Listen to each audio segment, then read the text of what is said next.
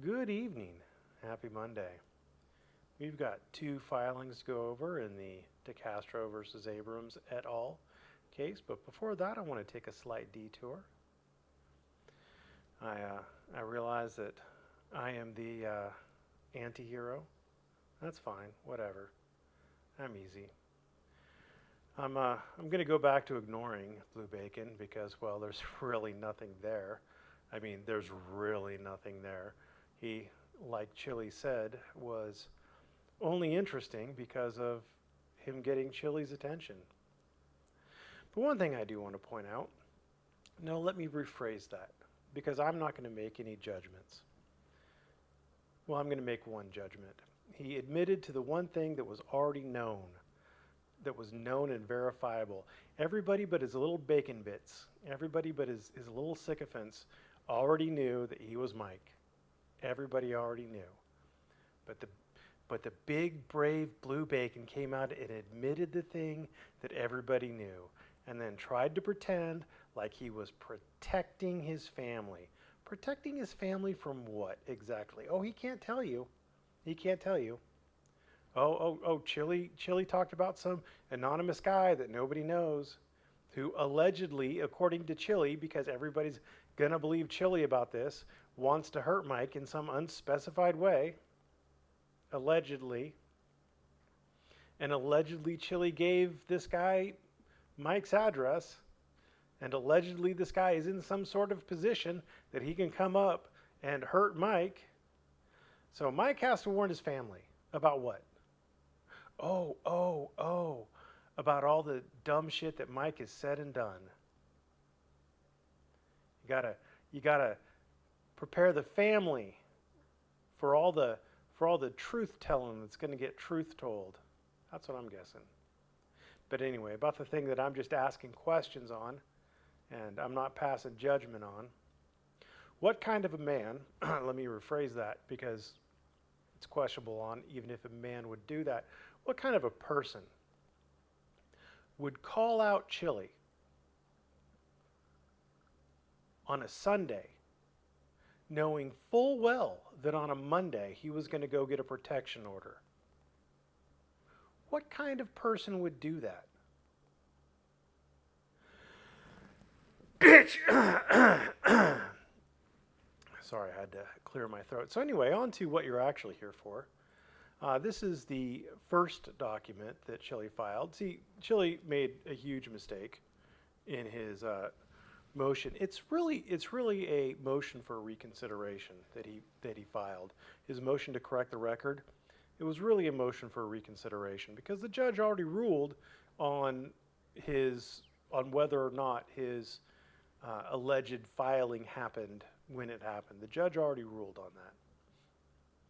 So it's really a motion for reconsideration, and he didn't put any points and authorities in his motion for reconsideration. He just basically accused the judge of colluding with Josh and Kate and kind of moved on from there. Well, now he starts off his motion to correct the record with points and authorities with one citation that has no text associated with it, two citations, again, no text associated with it, and three citations with no text associated with it.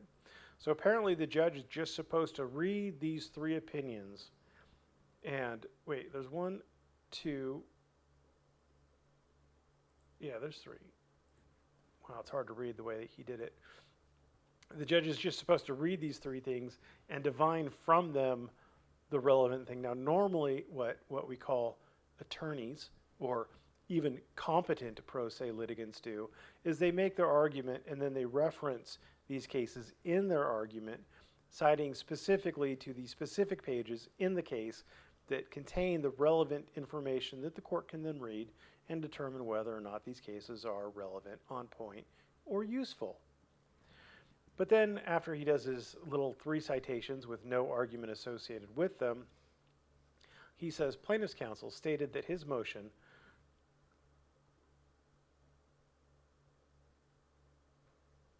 I'm sorry, my brain just farted. I haven't read this yet. This is my first time reading it. And I just found out that Chillie has counsel. Chillie has counsel?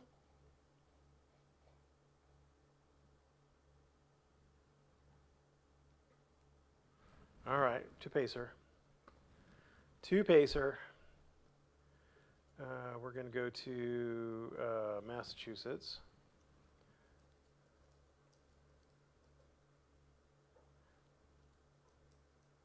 And we're going. Chile has counsel. I am somewhat excited because counsel might be able to rein Chile's nonsense in.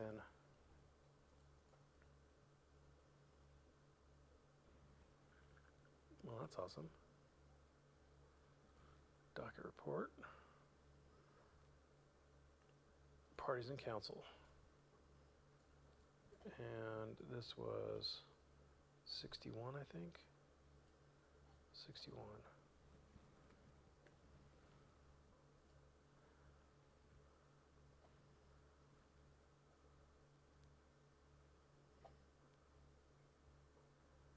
No, he's not counsel. So that's kind of weird. Plaintiff's counsel. Plaintiff doesn't have counsel, so you're wrong there, buddy. So plaintiff stated that his motion would have been timely, but for problems with the court's electronic filing system. He might have stated that, but his email to the clerk didn't state that. That's number one. Number two, it wasn't a motion. It was a notice of withdrawal. Notice of dismissal. He called it a notice of voluntary dismissal. So number one, he doesn't have counsel. Number two, it was a notice, not a motion. And number three, it was plaintiff's problems. He forgot to push the submit button. Take your finger and you push the submit button. The motion, again, it was a notice, not a motion, was properly filed after 3 attempts, which caused the motion to be made 1 day late. It wasn't a motion, and it was more than 1 day late. Christ, I'm going to spend all my money on this crap. Let's just do 55. 55. We don't need parties in counsel. Run the report. So he filed, his notice was filed on the 10th. The letter request, non-motion, I think he submitted this on the 8th and the clerk filed it on the 9th or something like that. I don't remember exactly. But yeah, oopsie doodles. You're saying things that are contradicted by the actual record, so awesome sauce. Like, good job, dude. I'm sure the court's really going to consider this. And this appears to be what? This is a point. Is this an authority? Is this an argument that's related to a point or an authority? This appears to be more declaration, but okay. The district court excused counsel's problems with the ECF and deemed the motion filed as of the time of the second attempt.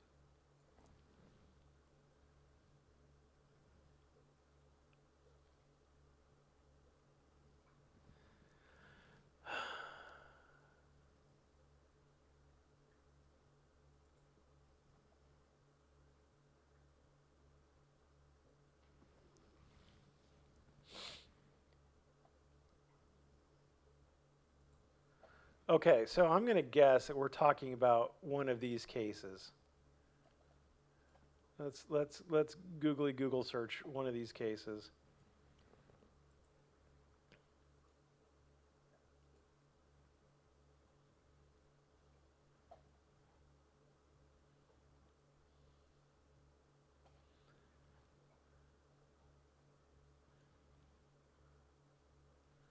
Second Circuit, so this is not binding.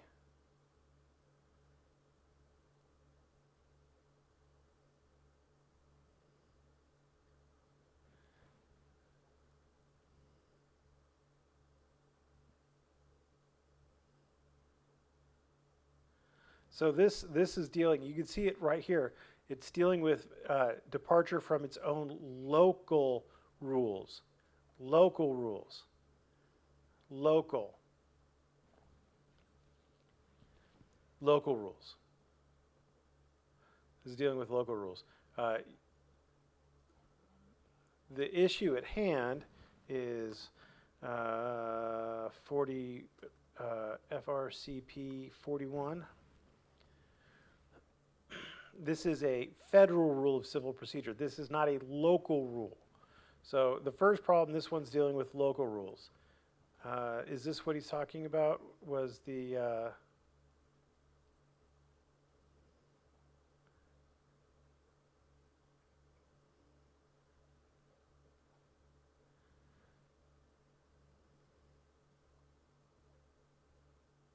so they've also never found the motion for remand to be filed within 30 days of the notice of removal. They've never found that to be jurisdictional. The court said it was jurisdictional. If I remember correctly, the court said it was jurisdictional in this case.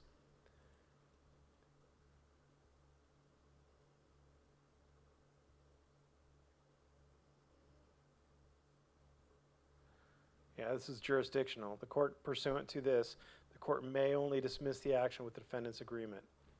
So that's a jurisdictional issue. So this case doesn't apply, but I think this is the case he's going over his motion.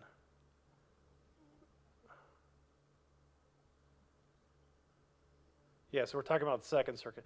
Second Circuit, okay, sorry. I'm sorry. Probably I should have read this ahead of time, but, you know,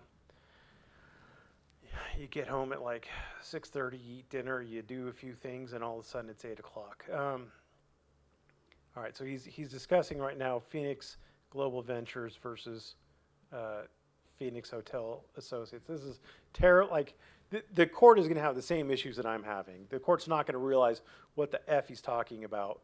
All right, so the Second Circuit precedent, which we're in the First Circuit right now, provided the district court had inherent authority to overlook violations of or depart from its own local rules. Oh, good job, you got there. You got there discussing laws. What's the difference between a local rule and a federal rule of civil procedure? Oh, oops. The appellate court extended this holding to compliance with the ECF system, knowing that the ECF was not, strictly speaking, a local rule which had the force of law. Right, but it had to be filed. It had to be filed.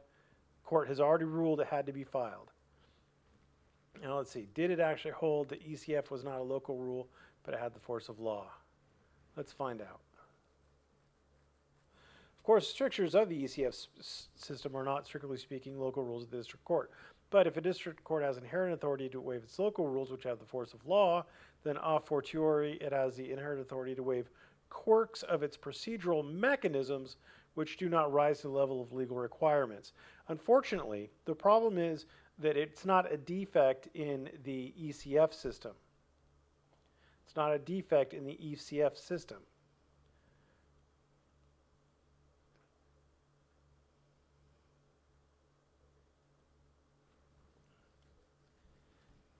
See, on this one, the ECF system rejected the first filing exhibits because the exhibits were too large.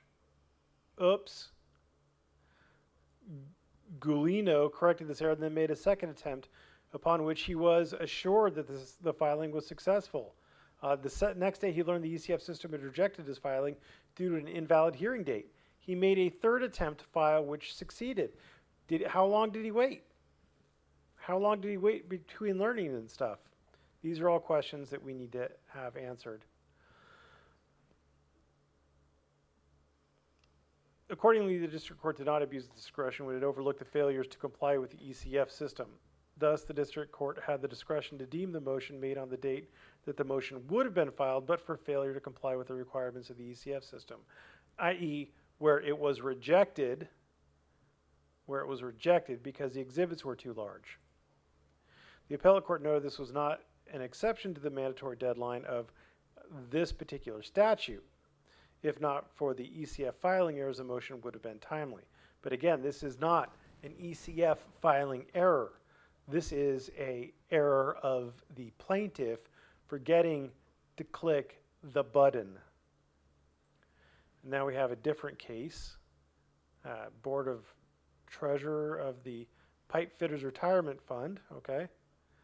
This says an evidentiary hearing allowed a member of the court's IT team to determine how far along in the process of e-filing a party had reached. Well, let's take a look at this Northern District of Illinois Circuit Court decision that that wasn't even published. That wasn't even published. This is not a published decision or published opinion. This is not a published opinion. I can't look it up. It's not a published opinion. An evidentiary hearing allowed a member of the court's IT team to determine how far along in the process of e-filing a party had reached. Again, did you click the submit button? And then Neverson versus Farquharson. Oh, we got a First Circuit decision. The equitable tolling doctrine extends statutory timelines in extraordinary circumstances for parties who are prevented from complying with them through no fault or lack of diligence of their own. I'm just going to go out on a limb here, but I'm going to suggest to you that it was through the fault or lack of diligence of Chillie. He forgot to hit the button. Anyway, this was just a shit motion or a memorandum of points and authorities. Now, again, I'm not saying the court won't grant the motion for reconsideration, but I'm saying that 99% chance the court won't. I mean, good luck, Chuck. All right, the second thing we have is a new motion for contempt and short need of time. Plaintiff's motion for contempt and short need of time. I, Jose Decastro, plaintiff, hereby move this honorable court on November 14, 2022, or as soon as parties may be heard, for an order holding defendant Catherine Peter, in contempt of court and ordering sanctions and such other further relief as this court deems proper and just under 18 U.S.C. Section 401.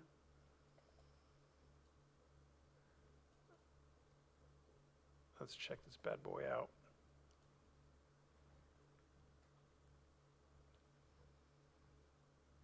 So this appears to be criminal contempt. I was told by another attorney today that he thought this was civil contempt, but it does appear that Chillie is asking for criminal contempt, which is what I had suspected, but I wasn't sure. So he's asking for criminal contempt. Now, criminal contempt requires basically a trial. There's going to be a trial on the contempt, and it has all the protections of a normal criminal proceeding. So if you would be entitled to a jury, if you're facing the kind of if you're facing more than, about 6 months of jail time, I forget what the exact cutoff is, you're entitled to a jury. If you get 1 day or more of jail time out of it, then you were retroactively entitled to counsel. And if you couldn't afford it, then you have the right to have counsel appointed for you, I should say. If you'd have a right to have counsel appointed for you. If you get 1 day of jail time, then the right to have counsel appointed for you is retroactive, assuming you can't afford counsel. All right. And this court's inherent supervisory powers. I'm seeking a shortening of time due to safety concerns for myself and others. What is it? What is it with bitch boys and safety concerns on the internet? One guy runs off and tells the National fucking Guard about mean words on the internet, about someone doxing him on the internet, and this punk ass bitch runs to the court about Kate saying that he's a weak half-man vaginal discharge or whatever she said about him. What is it with soy drinking men today that they have to run to mommy or some other figure to protect them, especially when they're calling out other motherfuckers? I mean, Chillie's saying that he wants to bust people's heads in the concrete. This punk ass bitch is calling people up to come fight him in Seattle while he's getting a restraining order. Punk bitches. Sorry. I'm going to have a sip of wine.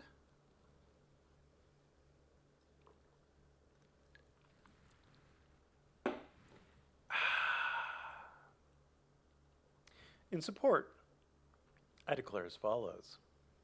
At ECF number 33, the court ordered in part, plaintiff and defendants are ordered not to engage in any threatening, harassing, illegal, or otherwise inappropriate behavior when engaging with each other, or with any individual or entity that may have knowledge pertaining to this matter. I'm going to have to pull up 33, aren't I?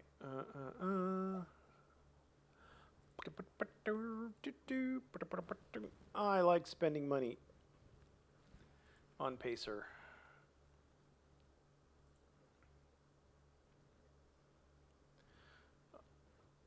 Any contact through the represented party should be through their counsel. All right, perfect. So it appears that he has written it appropriately. At ECF number 43, oh, son of a bitch. The parties are reminded of their obligation to comply with the court's order on October 21, 2022. Please be this one, because I don't like spending all this money on Pacer. Which forbids all parties from engaging in threatening, harassing, illegal, or otherwise inappropriate behavior with respect to the other parties in this lawsuit. The parties are further advised that failure to adhere to this order may result in, among other possible sanctions, monetary fines. At ECF number 51, the court ordered in part, court strongly recommends, it's a recommendation, and it's a strong one, motherfucker. You better watch out for those strong recommendations.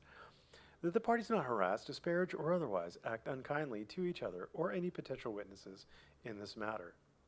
It is the suggestion of the court that, going forward, when faced with questions of conduct, all parties to this litigation and their associates hearken back to the lessons they learned in elementary school about getting along with others, proper behavior, and cooperation, and act in accord with those lessons, hopefully without constant recourse to this court.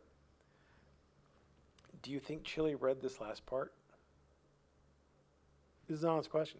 Do you think Chillie read this last part? I'm going to tell you again, this judge does not want to be their mommy. She does not want these bitches running to her constantly about, oh my God, Kate said mean words on the internet. She called me a half man because I was threatening to dox all of her fans and supporters and sue them. But she's the bad one. Like, these people who are blind to their own actions, that do shit, and then blame other people for the outcome of the shit that they do. Fucking crazy.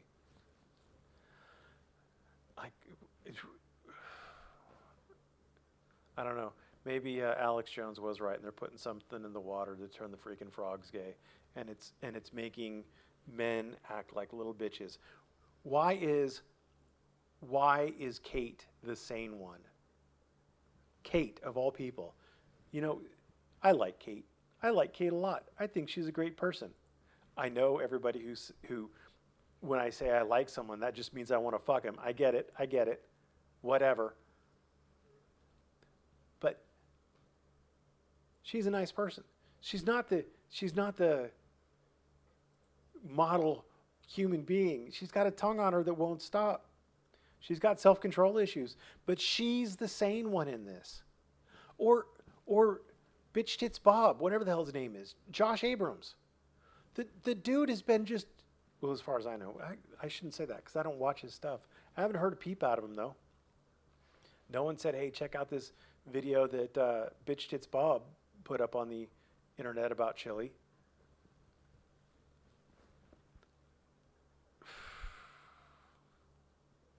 Peter published a YouTube video that began streaming at November 12th, 2022, published at this address, titled, Let's Celebrate, Ask Me Anything.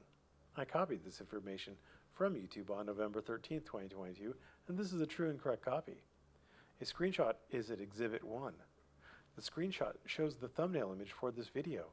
Shown around Peter are images of Mark Adams of BitSecure, a forensic investigator that is transcribing videos for me. Peter is doxing and harassing members of my legal team.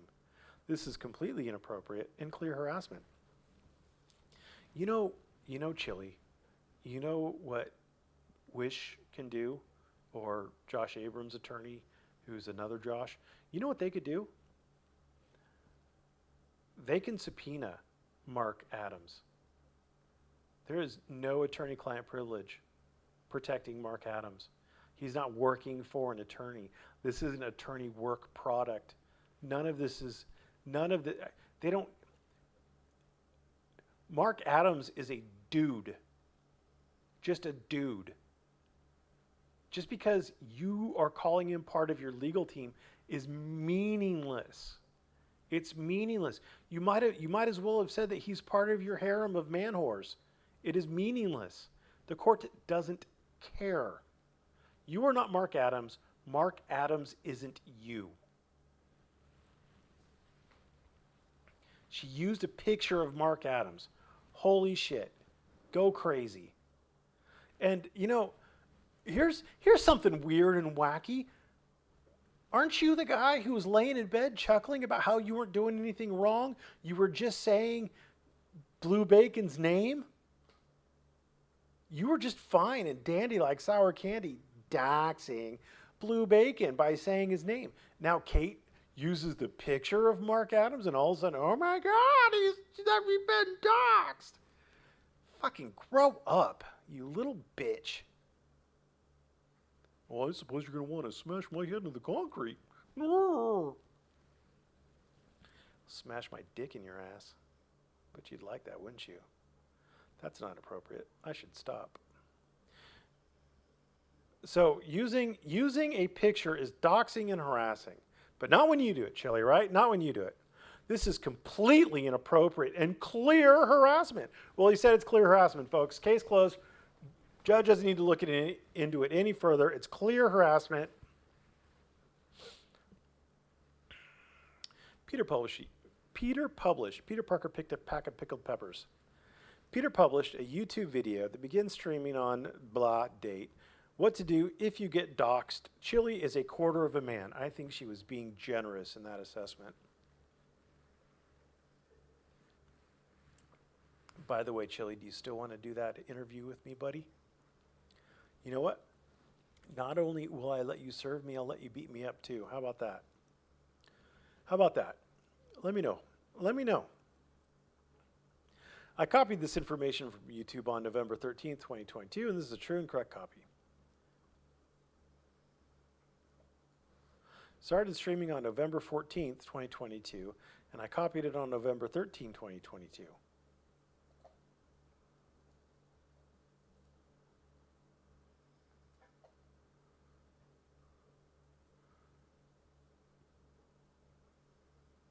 Oh, okay, this must be like Greenwich Mean Time. Yeah, Greenwich Mean Time plus something or the other. I don't know. All right, so Greenwich Mean Time, it was the 14th, but there you go. A screenshot. Time zones, how do they work? A screenshot is located in Exhibit 2. In the video, Peter speaks directly to me and harasses me. How did she speak directly to you, Chillie? Was it because you were in her comment section? Was it because you were speaking directly to her? Was it because you went to her comment section to address her, Chillie? Could that possibly be why she was speaking directly to you? Did she express her freedom from the court's orders? I watched that stream, Chillie. I didn't see her, in quote, express her freedom, end quote, from the court's order. What does express your freedom from the court order mean, Chillie? Do you just like, oh, this sounds good, I'll run with it. I have no idea what it means, but it sounds good. And mocks the court. She mocked the court, Chillie. How does she mock the court? Is that contempt if she mocks the court, Chillie? Is it contempt if she mocks the court? Because you accuse the court of colluding with her. So I just want to know, if it is or isn't contempt, you just let me know. I mean, either way, you're hosed. Or either way, you're not going to get what you want. Peter is hosting a panel of people that also harass me, but Peter herself says the following directly to me at the specified timestamps. It's rich, that he is threatening to file a complaint for contempt of court. How does she know you were threatening to file a complaint for contempt of court, Chillie? How did she know that? Is she just psychic? Is it the magic part of the magic or collusion that's letting her know these things? Or is it because you were in her chat threatening to file the contempt? Make sure you push the right buttons this time to file, Chillie. It looks like you figured out those buttons, Chillie. You dumb shit. 11:49. I look forward to that. Ooh, I think we might need some context around I look forward to that. But by gosh, you might have said I look forward to that. And then she said, do not fear this man. Do not fear this creature. This is not scary. This is ridiculous. She's right. It is not scary. It is ridiculous. At 25:56, because you're a quarter of a man. Again, I think she was being generous, Chillie. I think she was being generous. You are, by the way, in my opinion, and everybody else can disagree with me or not, in my opinion, you're kicking Blue Bacon's ass on this you versus Blue Bacon. And it's also my opinion that if you and him got in a fight, you would beat his ass. But that's about as much as I could say. At 27:46, I'm not in big trouble. I'm not at all. Freedom of speech, motherfucker. Hell yeah, brother. Freedom of speech. You know, one of the reasons why I like Kate is because Kate comes into my Discord and she tells me about how she would debate white nationalists. As a Jewish woman, or a woman of Jewish ethnicity, I don't know how you phrase it. I'm not trying to be rude or mean or anything like that. Her having the balls, or sack, I don't know how to phrase it. She's female. Oh, I assume she's, I don't know, I'm going to get into all sorts of trouble with this. For her to have the intestinal fortitude to, instead of run away from or try to shut down white nationalists, but instead want to have conversations with them, that's awesome. Like, that is, we need that. And I guess she doesn't have control over her server, and that's fine. I understand that. You know, there's these people, they make money on the internet. And so they need to cater to the audience that's going to give them the dollary dues. I get that. And I'm not holding it against her for the financial decisions that she makes. But I respect the Kate Peter that will talk to people who have opinions that differ from hers, that say hurty words on the internet, that where she can get past it and actually have conversations with those people and not get bogged down in it. Anyway, I digress. He goes on to quote at 28:29, that apparently doesn't go two ways because you're a gigantic bleeding vagina. Again, I think she was being very kind.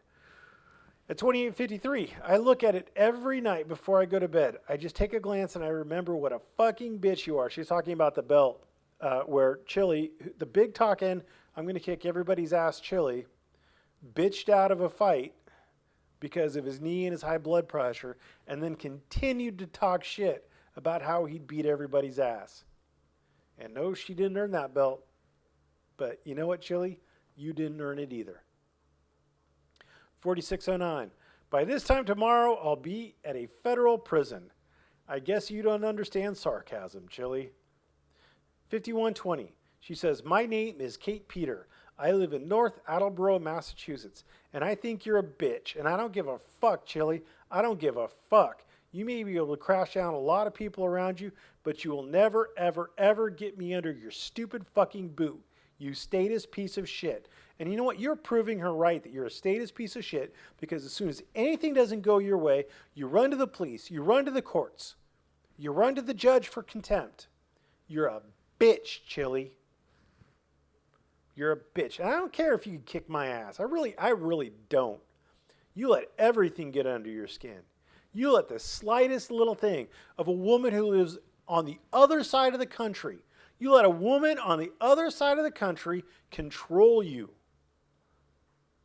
She lives rent-free in your head. Oh, I'm the big alpha male. They're only making money off of me. They're only getting views because of me. Everybody's laughing at you, Chillie. You're the joke. You're the butt of the joke. You're the joke that everyone wants to laugh at. You're not alpha. You're the butt of the joke. She continues, you will never, ever, ever have me bow to you. I am not afraid of you. I never will be afraid of you. You are physically unimposing. I'm 5'8". You are intellectually unimposing. That is an understatement. There is nothing about you that I find to be any sort of authority or anything that is to be feared whatsoever. And I will continue to come on the internet and remind people of these facts. There is nothing about you that should be feared. You have no authority. You have no power. You don't even have a job. You don't. Or home. Or vehicle of your own. You have nothing. You are nothing. Again, I think she was too kind. You know, it's funny.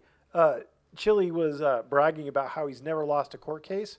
And apparently, according to Chillie, CPOs, or HPOs, yeah, I think Massachusetts call them HPOs. He attempted to get 2 of them, and he lost 2 of them. And he said, oh, no, those are just hearings. No, no, you stupid shit. Those are civil cases. Each one of those is a civil case with a trial at the end of it. And you lost both of those. You lost those, sir. You also lost the civil case filed in the state court in Ohio. I believe you have the federal lawsuit going on, but you lost the civil case. Well, actually, no, you didn't. Let me rephrase that. You didn't plead what you actually wanted to get. So as soon as the cop handed you back your phone, the court said you didn't plead damages, you got the phone back, dismissed. Because you're too fucking stupid to plead right. Pardon my French. You're too freaking stupid to plead right. On the Discord group messaging server that Peter operates, were Peter's associates at Peter's direction, and certainly facilitated by the Discord server that Peter operates, there have been numerous threats towards me and members of my legal team. Again, your legal team is a fiction. It's a non sequitur. You have to have an attorney first. These are just your friends who are theoretically helping you. You can't give them a fancy title and think the court's going to care. Points and authorities. Ooh, we've actually included a points and authorities in this one. I'm sure this is going to be very well thought out. District courts have broad inherent power to enforce contempt, District courts have broad inherent power to enforce compliance with orders through civil contempt. That's fucking weird. I thought we were doing 18 U.S.C. 18 U.S.C. 401. Yeah. 18 U.S.C. 401. 18 U.S.C. 401. This is criminal contempt. This you moron.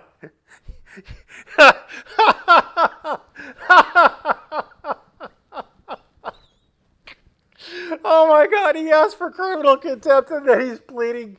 Oh, he's doing his points and authorities on civil contempt. Oh,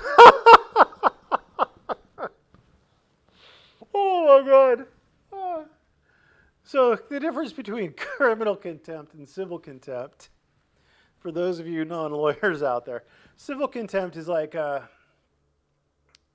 let's say you have a temporary restraining order against someone not to, I don't know, sell something while it's being litigated over, and they go ahead and say, oh, let's do bankruptcy. Let's say that there is a stay in place on enforcement of any on any collections, right? Because you filed your bankruptcy, and let's say that a collections agency does a till tap or a wage garnishment or a bank levy while that bankruptcy stay is in operation. Then you could do a civil contempt, and the court would then force the collection agency to disgorge that money. It's between parties. Another type of civil contempt is where, like, the court tells you that you have to turn over some discovery or something. Let's say the court says you have to turn over something, or whatever, and you don't do it. The other side can bring a civil contempt action, or a civil contempt motion, I should say. And the court might say, okay, so I'm going to fine you $500 a day until you do the thing that you were ordered to do. So you could basically avoid all of it just by doing the thing you were ordered to do. That's civil contempt. Criminal contempt is where you might get a sanction or a fine by the court, or even face jail time, punished by fine or imprisonment, or both.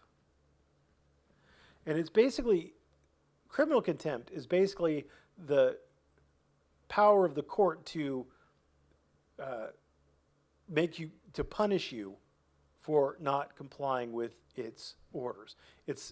Think of the civil contempt is the way to get you to comply with the orders, or to fix things between the parties. And criminal contempt is the way to punish you for not complying with the court's orders.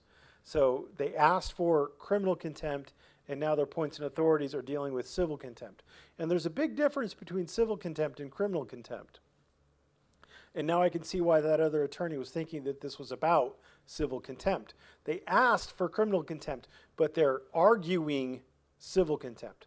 Civil contempt, just in a nutshell, I don't remember it all off the top of my head, but basically it's notice and an opportunity to be heard, clear and convincing evidence. You have to show that the order was clear, and the person could comply with the order and didn't comply with the order.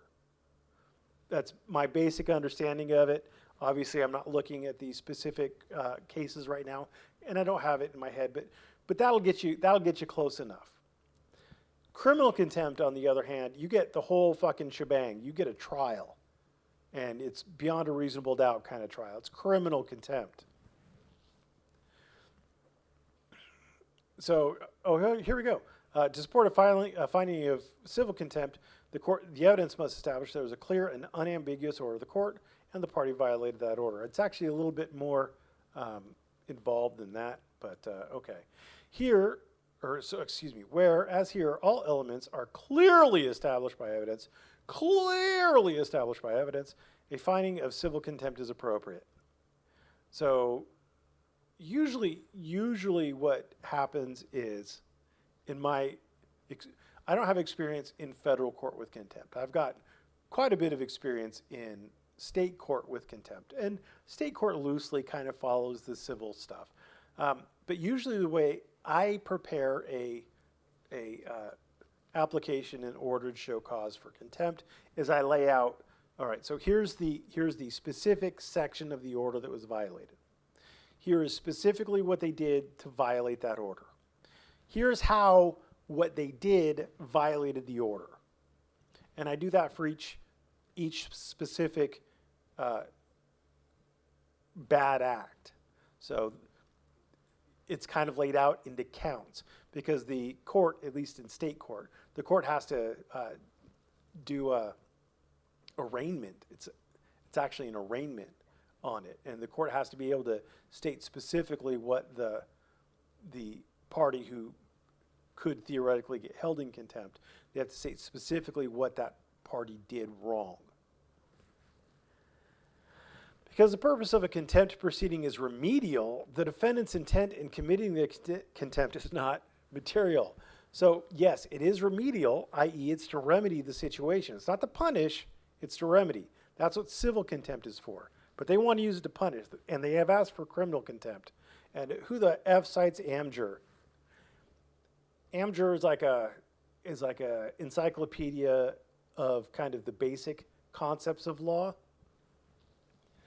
And normally what you want to cite is you want to cite cases that are precedential.